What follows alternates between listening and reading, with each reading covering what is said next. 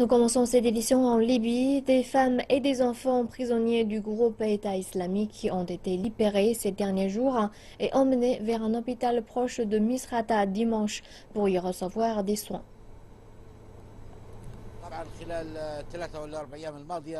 Durant les derniers 3 à 4 jours, plus de 50 enfants et plus de 15 femmes ont été libérés dans le quartier de Giza-Baria.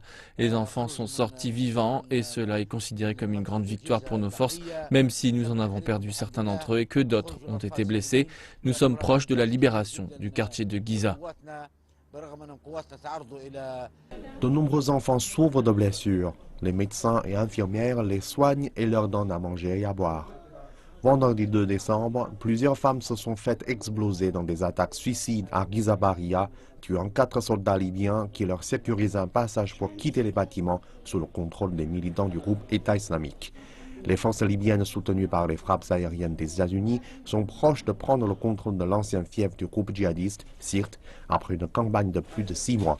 Mais elles ont eu des difficultés à débloquer les djihadistes de la dernière bande de terre près de la côte méditerranéenne, en partie à cause des inquiétudes sur les familles et les prisonniers encore détenus par les militants.